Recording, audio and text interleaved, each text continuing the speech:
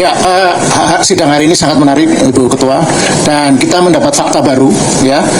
Dan fakta baru yang disampaikan oleh KPU itu benar-benar dalam persepsi saya sudah membatalkan atau menganulir 4 sidang sebelumnya jadinya. Kenapa pernyataan ini tidak sejak awal ya disampaikan? Artinya begini, dalam 4 persidangan sebelumnya kita sudah berdebat mengenai apakah salinan ijazah yang paling penting aja ya, itu terbuka atau tertutup, dikecualikan atau tidak. Bahkan kita harus mediasi, kita harus ada putusan adjudikasi, uji konsekuensi, bahkan sampai sekarang KPU Solo belum bersedia memberikan salinan itu. Ternyata hari ini kita baru tahu, ternyata salinan-salinan dokumen penting itu, termasuk salinan ijazah, pernah di-upload. Artinya publik pernah diberi kesempatan gitu kan. Nah, persoalannya kan, kalau memang satu dokumen, ini ada hati-hati ya Mbak Leoni, kalau pernah di-upload itu selalu ada rekam jejak digitalnya yang bisa dilacak.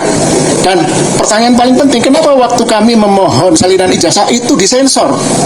Nah, pertanyaannya, apakah salinan ijazah saat itu ketika diupload tahun 2014 dan 2019 itu juga versi sensor atau tidak? Artinya soal kapan dilegalisasi dan sebagainya itu bisa dibaca nggak saat itu? Nah, ini mohon dicatat, temuan ini kan menjadi kejelasan bahwa memang ada inkonsistensi dari pihak termohon, khususnya KPU untuk tidak sejak awal memberikan keterangan yang clear and cut dan jelas. Terima kasih. Ya. 2000. Ya.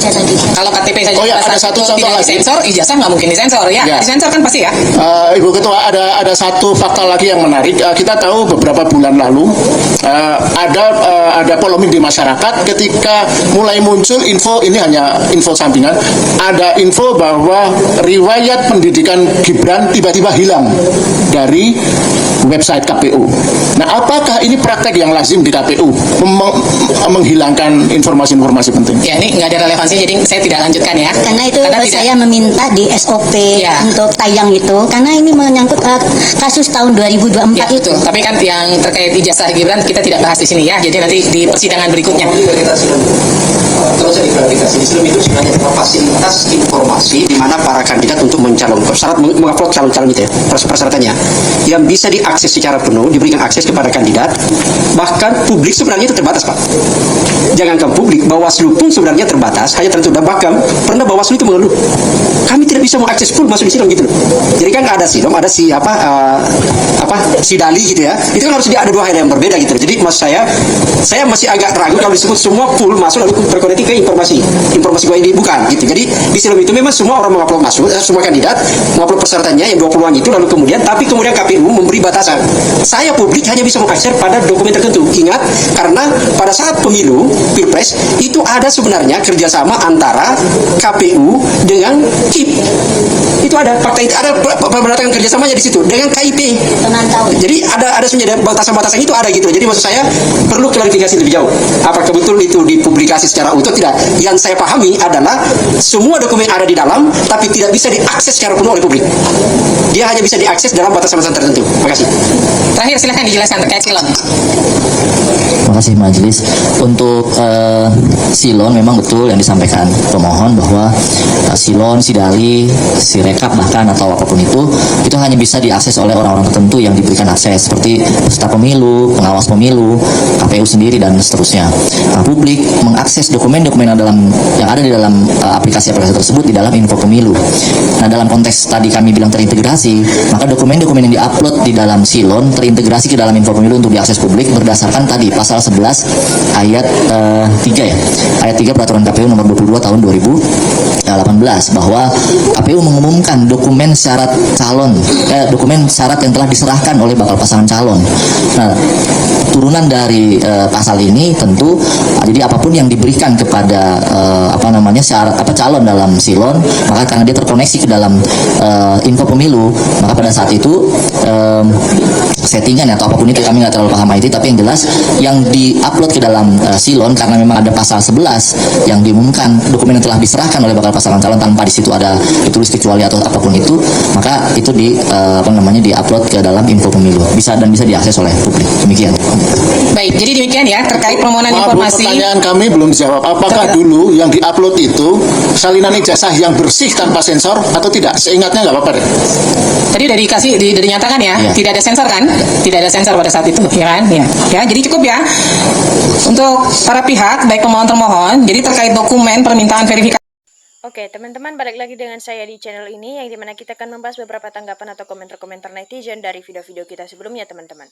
Nah, di sini ada yang menyatakan Bawaslu dan KPU pimpinannya harus ganti semua karena disitulah sarang mafia bermain, ya. Nah, KPU dan Bawaslu berani bermainkan itu bisa dipastikan karena adanya perintah ataupun kerjasama antara rezim dengan KPU. KPU tidak akan berani berbuat macam-macam tanpa adanya perintah untuk menguburkan dokumen itu, ya. Nah, tangkap dan adili juga direktur pendukung ijazah palsu. Tangkap adili sangat meremehkan merendahkan martabat UGM tersendiri. Ya, tolong penegak hukum bekerja dengan jujur dan adil. Takutlah dengan Tuhan. Ya, akhirnya ijazah Jokowi ketahuan benar-benar palsu karena Jokowi takut menunjukkan dan Gibran juga palsu ijazahnya. Ya. Nah, kalau hakim gak jujur, semua rakyat pasti amarah dan akan mengecap hakim sudah gak berpihak kebenaran. Yang harus ditangkap masalah kasus ijazah Jokowi palsu Jokowi. KPU Solo, KPU DKI, KPU Pusat, Rektor UGM dan wakilnya inilah dalang yang melindungi ijazah palsu Jokowi sebenarnya. Nah, wow, nggak perlu ijazah, apain kuliah luar binasi omonganmu kalau nggak ada ijazah cuma ada di Indonesia, bapak-bapak negara lain nggak ada. Ya, ditangkap Kapolri dan Polda Metro Jaya, saya heran orang-orang cerdas kok mau-maunya dikibulin Joko geblek. Ya, itu semua karena uang, pejabat jadi bodoh, budak, bajingan, dan blow on. Ya, pengguna ijazah palsu adalah penjahat yang harus dihukum seberat-beratnya karena ini merusak lembaga pendidikan dan moral yang dapat mempengaruhi generasi, termasuk yang melegalkan ijazah palsu. Ya, betul, harus diadili biar di kemudian hari nggak ada yang berani memalsukan ijazah. Mendapatkan pengakuan yang jujur untuk kemajuan rakyat Indonesia aja sangat berat. Bagaimana mau menjadi negara yang adil dan makmur? Ya, semua yang terlibat dalam memalsukan ijazah palsu demi keadilan harus tindak hukum. Misalnya, negara berani nggak? Ya, yang akan datang objektif saja, hasilnya syah dan halal, curang hasilnya haram dan haram untuk dimakan. Ya, kalau ini benar, segera DPR dan Presiden mencabut semua tunjangan pensiun, pengawalan, dan sita kekayaan serta segera diadili, baik di dalam negeri maupun Komnas HAM. Ya, jika info ini benar, tolong kepada aparat juga keamanan dari seluruh hakim yang mewujudkan ijazah Jokowi palsu. Wajar selama ini Jokowi tidak mau menunjukkan ijazahnya, segera proses pidananya. Ya. Nah, saya pribadi meyakini kalau 100% ijazah Jokowi dengan Gibran itu sebenarnya palsu. Nah, harus dihukum seberatnya karena menipu rakyat dan negara dengan sengaja dan telah menikmati fasilitas negara lebih dari 10 tahun dan rakyat dibuat sengsara tidak bisa dimaafkan. Ya, setelah itu Presiden ganti Anies atau Amin Rais, negara akan maju, maksudnya gitu. Indonesia nggak butuh orang sok pinter karena ijazah, tapi yang dibutuhkan kualitas kecerdasan dan benar-benar memikirkan nasib rakyat. Dan demi rakyat bukan sekedar omong-omong dan teori. Udah terbukti nyata, apakah kamu akan menafikan bahwa Jokowi adalah penjahat negara tersendiri? Ya, keluarga Jokowi bukan keluarga terpelajar. Ijazah maupun ITIL, ya, ijazah maupun ITIL-nya rusak semua. Nah, hai kawan, antar peliharaannya marah loh karena peliharaannya nggak ada yang diberi malu. Ya, bukan saya, semua warga negara Indonesia sudah pasti tahu bahwa ijazah itu palsu, cuma banyak orang munafiknya yang bela. Nah, jangan dong dihukum, ikat tangannya lalu ambilkan telur semut, rang-rang taruh di badannya, biar dia menggeliat seperti orang yang kelaparan karena sudah menyakiti rakyat. Nah, kalau ijazah itu ada dan asli, apa konsekuensinya terhadap yang menuduh dan menyebarluaskan isu ijazah palsu? Biar imbang. Ya, pembohong sekeluarga, kalau gitu, bagaimana bisa jadi pemimpin Indonesia 10 tahun? Nggak jelas ijazahnya, apa semua yang terlibat dalam verifikasi data untuk syarat mendaftar walkot? Ya, gubernur bahkan yang paling tinggi sebagai presiden geblek semua. Atau tidak memiliki integritas sama sekali. Kasihan sekali negara ini semua orang bisa berbohong demi mendukung seseorang jadi pemimpin yang tidak memenuhi syarat tersendiri dan tertentu. Ya, sungguh sangat memalukan dan menyedihkan sebagai bangsa dan sebagai bangsa besar sebanyak 280 juta dipimpin oleh seorang penipu, padahal di situ ada para jenderal TNI maupun polisi, juga ribuan profesor dan para ulama dikibuli oleh seorang penjahat yang jadi presiden.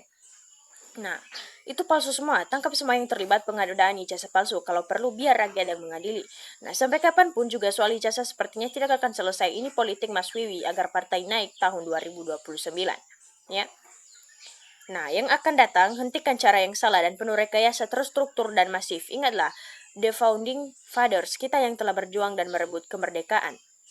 Ya, kami juga sebagai masyarakat Indonesia tercinta ini mengharapkan sebagai presiden, pemimpin di suatu negara harus memberi contoh yang jujur, bahkan contoh yang paling jujur. Biar dicontoh pemimpin di bawahnya, bahkan kelak akan dicontoh penggantinya dan seterusnya. Makasih, semoga terwujud di Indonesia ini. Nah, Presiden Prabowo mestinya memerintahkan pasukan keamanan untuk memberi perlindungan kepada ketua hakim ini. Mestinya aparat-aparat yang melindungi ijazah Jokowi ini harus diberi sanksi, sedangkan para termul yang membela mati-matian diproses secara hukum, seperti Andi Aswan, Ade Gugun, dan yang lainnya.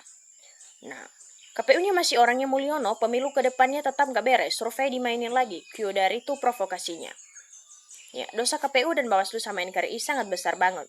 Ya, bikin rusak negara dan dampaknya ke rakyat Indonesia sangatlah buruk. Harus dikasih sanksi seberat-beratnya.